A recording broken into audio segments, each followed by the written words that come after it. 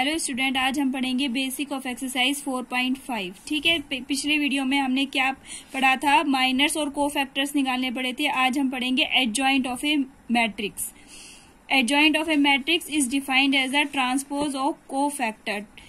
क्या है, जो कोफैक्टर्स हमने पिछली वीडियो में बनाए थे, कोफैक्टर्स कैसे निकालते हैं मैंने आपको सबको समझाया था, उसी का ही ट्रांसपोज निकालने को हम क्या कहते हैं, एडजॉइंट ऑफ मैट्रिक्स। यानी कि अगर हम किसी भी मैट्रिक्स का कोफैक्टर निकाल के फिर उसका ट्रांसपोज करेंगे तो वो हमारे पास क्या आएगी, एडजॉइंट ऑफ मैट्रिक्स आएगी।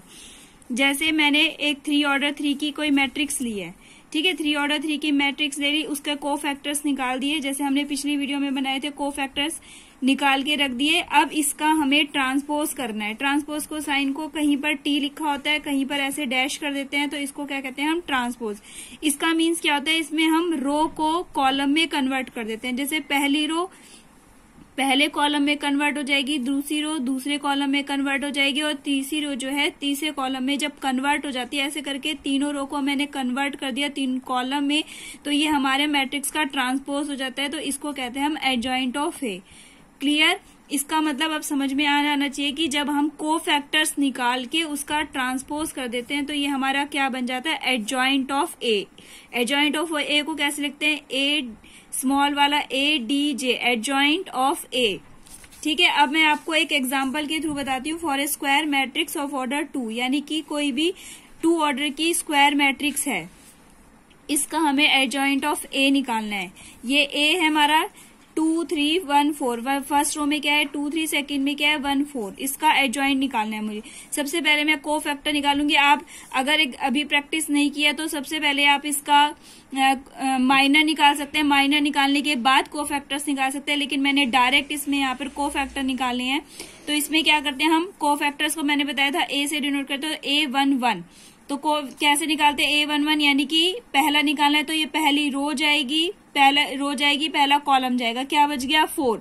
उसके बाद बताया था कि अगर नीचे ये पहली रो पहला कॉलम इनका सम अगर हमारा इवन आएगा तो ये पॉजिटिव आएगा, और अगर ऑड आएगा तो नेगेटिव, यानी कि साइन चेंज हो जाएगा। तो हमारा A11 क्या आ जाएगा, देखो ये गया, इधर से ये कॉलम गया, ये रो गई, तो क्या बच गया 4, और 1 + 1 इवन है तो इसलिए ये पॉजिटिव 4। ऐसी A12 निकालेंगे। A12 निकालने के लिए ये वाली कॉलम और ये वाला रो गया, तो क्या बच गया हमारा 1, लेकिन 1 + 2 ये क्या हो गया हमारा, ऑड आ गया। ऑड आ गया तो इसीलिए इसमें हमारा क्या हो जाएगा, यहाँ पे नेगेटिव आ जाएगा साइन। अब A21 निकालना है। A21 निकालने के लिए देखो फिर से ये वाला कॉलम और ये वाली रो जाएगी, तो हमारे पास क्या बचेगा, 3 बचेगा, लेकिन 2 + 1 ये 3 हो जाता है, तो फिर इसीलिए यहाँ पर इसका साइन क्या हो जाएगा, चेंज होकर नेगेटिव आ जाएगा। अब A22 निकालेंगे तो ये वाला कॉलम ये वाली रो निकालेंगे, हटा देंगे तो ये क्या बच गया 2, लेकिन 2 + 2 क्या होता है हमारा इवन नंबर, तो ये एज इट इज रहेगा। तो कोफैक्टर ऑफ ए मैंने कैसे लिख दिया, देखो A11 यानी 4, फिर -1, ये -3 और 2। अब हम इसका अगर ट्रांसपोज कर दें, इसका अगर मैं ट्रांसपोज करती हूँ, इट मीन्स इसकी जो रो है उसको कॉलम में कन्वर्ट करते हैं, और जो सेकंड रो है उसको सेकंड कॉलम, यानी 4 - 1 को देखो 4 - 1 यानी कॉलम में कन्वर्ट कर दिया, ऐसी -3 - 2 को ये सेकंड कॉलम में कन्वर्ट कर दिया। तो ये क्या निकल गया मेरा, एडजॉइंट ऑफ ए। इसका एक और मेथड है, आपकी एनसीईआरटी की बुक है उसमें रिमार्क्स में लिखा हुआ है, उसको ध्यान से पढ़ना। इसका एक केवल 2 ऑर्डर 2 की मैट्रिक्स के लिए है। क्या होता है, देखो डायरेक्ट अगर हमें करना हो तो यहाँ पे जैसे 2 4 इनके तो हम यहाँ पे ऑर्डर चेंज कर देते। देखो यहाँ पे 4 है तो इसको 4 को ऊपर लिख दिया, यहाँ पे 2 है तो इस 2 को नीचे लिख दिया, ऑर्डर चेंज, 4 को ऊपर 2 को नीचे। और जो इधर लेफ्ट वाला डायगोनल होता है उसमें क्या करते हैं, देखो सिर्फ साइन चेंज, -3 - 1। ध्यान से देखो 2 4 का ऑर्डर चेंज, ऊपर 4 नीचे 2, और ये यहाँ पर इन दोनों में साइन चेंज। तो ये हमारा शॉर्टकट मेथड है, इन केस अगर आपको समझ में आ जाता है तो देखो। ठीक है, अब यहाँ पर कुछ थ्योरम्स है इस एक्सरसाइज में से रिलेटेड, कुछ थ्योरम भी है और इन पर बेस्ड क्वेश्चंस भी है। तो थ्योरम 1 क्या है, अगर हम एडजॉइंट ऑफ ए निकालते हैं और उसके अंदर ए का प्रोडक्ट करते हैं तो वो इक्वल होता है हमारा एडजॉइंट ऑफ ए में प्रोडक्ट ऑफ ए। इसका मतलब कॉम्यूटेटिव प्रॉपर्टी जो होती है हमारी, A multiply adjoint of A is equal to adjoint of A product of A, और ये इक्वल होता है determinant of A multiply identity matrix.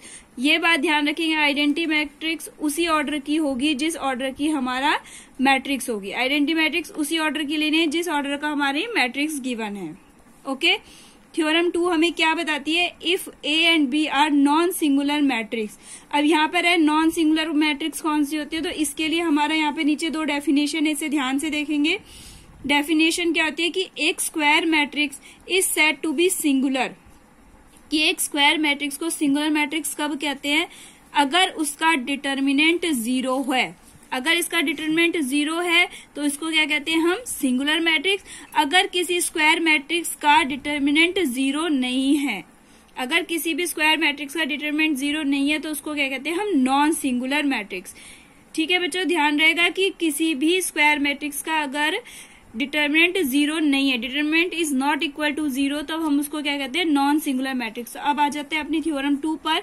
If A and B are two non singular matrix of same order, यानी कि इन दोनों का order same है, या तो दोनों 2x2 की या 3x3 की होंगी, then A B and B A are also non singular matrix of same order. तो हमारी अगर ए बी निकालो चाहे आप बी ए निकालो, तो इन दोनों का जो प्रोडक्ट होगा वो भी नॉन सिंगुलर होगा और दोनों का ऑर्डर सेम होगा। यानी कि अगर ए और बी 2x2 की है तो ए बी भी कौन सी आएगी, 2x2 की आएगी। थ्योरम 3 है हमारी कि अगर हम ए बी, कोई भी 2 मैट्रिक्स है ए और बी, उन दोनों के प्रोडक्ट करने के बाद उसका जो डिटर्मिनेंट निकालेंगे वो इक्वल होगा अगर इंडिविजुअली, अगर हम 2 मैट्रिक्स का डिटर्मिनेंट निकाल के उनको प्रोडक्ट करते हैं, वो दोनों की वैल्यू सेम आएगी। प्रोडक्ट करके डिटर्मिनेंट निकालो चाहे इंडिविजुअल डिटर्मिनेंट निकाल के उनको प्रोडक्ट कर दो, तो वैल्यू क्या आएगी, सेम।